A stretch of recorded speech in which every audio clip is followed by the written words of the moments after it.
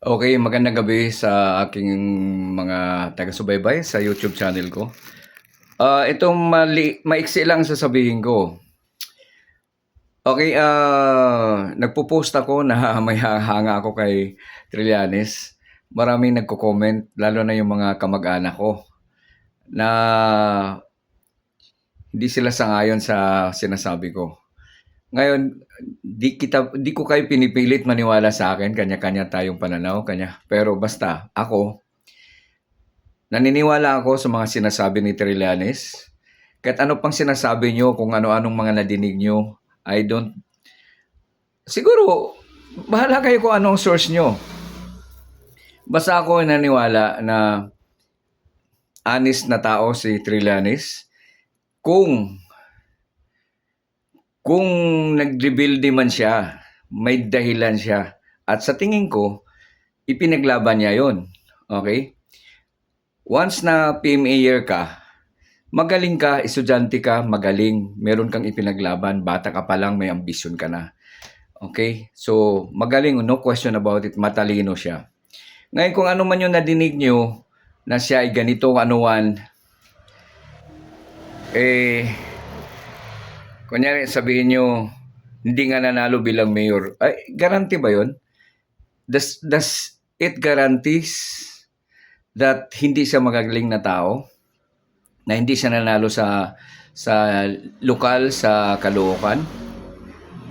O ano bang alam nyo bakit hindi siya nanalo? Ito, di ko sana sasabihin, pero isa sa mga ayaw kung bakit ayaw ng mga teachers sa kanya ay dahil sa kanya merong CPD.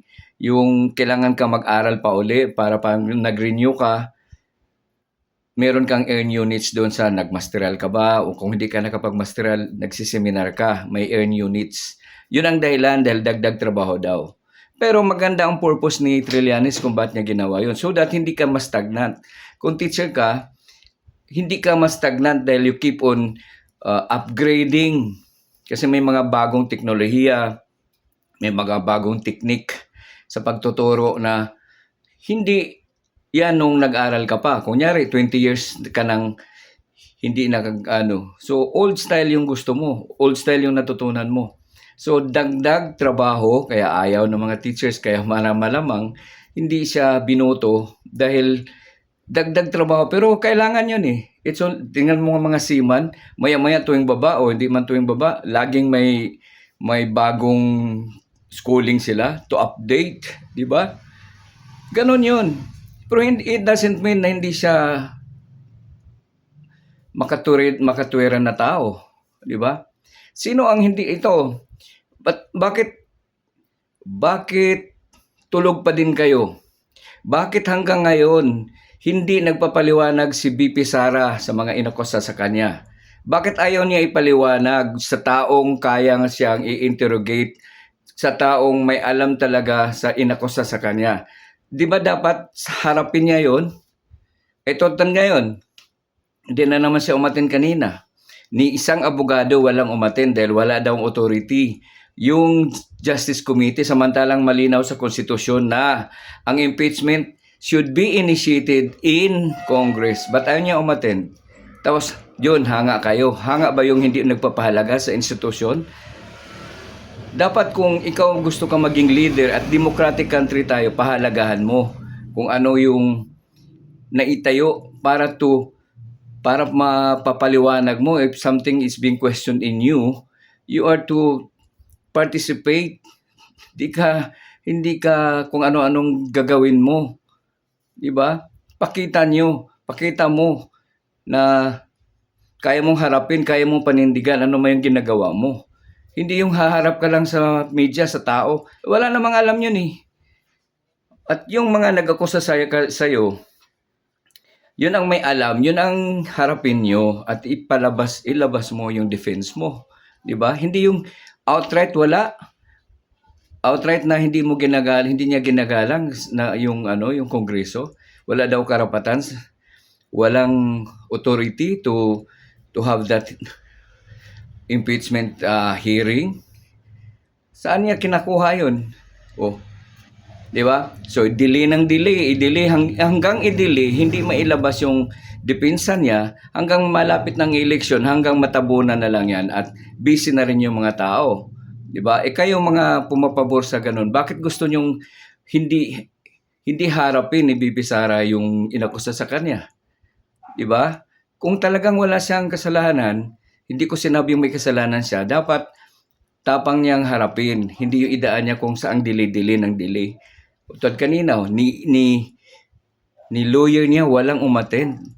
Tama ba 'yun? 'Di ba dapat pahalagahan mo kung ano yung nakalagay sa konstitusyon, at bilang vice presidente ka, ikaw mangunguna na harapin mo 'yan dahil pagpahalaga sa konstitusyon na meron tayo. But si Cory Aquino dati, siya mismo nag-volunteer na i-defense niya sarili niya doon sa akusa na may kudita noon na nagtago siya sa ilalim ng kama niya, na hindi totoo yun. Kaya humarap siya, nag-volunteer siya mismo para may pangangatuwiran niya at mapadinig niya sa kababayan natin na hindi siya nagtago bilang chief presidente. So siya yung anong tawag niyan? Siya yung mas pinakamataas sa military natin, 'di ba? So yun ang sinasabi ko. Wag niyong, okay, hindi ko sinasabing may kasalanan si Bibi Sara. Pero dapat pahalagahan niya yung nakalagay sa konstitusyon. Harapin niya, hindi sabihin ng lawyer niya na walang jurisdiction, walang authority. Malinaw naman doon sa authority na nakalagay na sole authority ang Kongreso mag-initiate ng impeachment. So, hindi nila haharapin, gagawa ng paraan na madili ng madili, o madili sa Kongreso, madili sa Senado, at magpunta sa Supreme Court, di lalong madili na naman. Ba't hindi nila harapin para mabilis at mapatunayan niya kaagad na walang kasalanan? Yun namang sinasabi ko sa inyo mga kumakampi kay BP Sara. Antayin natin kung paano niya ikatuwiran yung mga inukusa sa kanya. Now, yung kay Trillanes, sabi niyo ganito, ganyan, ganyan. Ito sa akin, kapag hindi totoo yung, hindi mapatunayan niya yung sinabi niya na